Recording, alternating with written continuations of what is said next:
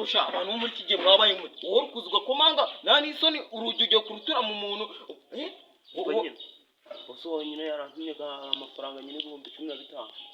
ariko nzi neza yuko hano hari umugi ducuruzaga wana uri kuvuga ibyo umugi ubundi kubona usa nkaho uri kirara 15,000 wowe nta nubwo ufite n'umuntu yegenda ngo ahantu ngabika kagura hasi genda urebe nyine umpereze twaro wagera iki muri mideli ariko mwarifashe muce mugenda murateka imitwe mu boss iki niki ngaragutumye agutumiye nyine turahuye nyine ahita mbwira nyine boss wawe suzi ko yagera ahandi nyine ariko menye tuze wewe ejo mundi reka nkubwire haje ibijura 800 urukumva neza 800 sano bahagaze byigiye guteka umutwe nyine kimwe cyaraje nkanguke ngumva rero kari mageze ngo navuze ngo ugenzanire amafaranga hano ugenzanire amafaranga kibyeti itonde we juranze nyine sonywa abdomit umva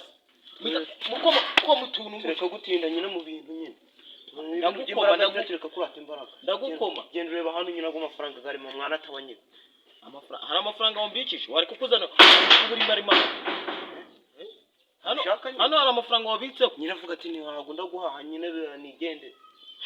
ako mwazamareka ibintu by'uburimani urukundo bavuga ngo boss yaguhaye boss gutumye amafaranga inzi neza yuko boss avuye hano agiye ku kazi nese nigende tumuka boss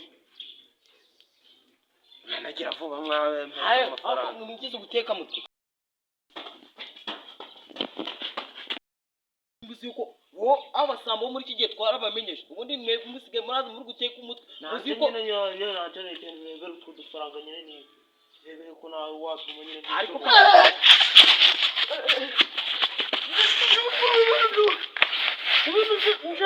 jana bihindi ninavuga ko mereza suvanya wanje nese yitwa ni ibituma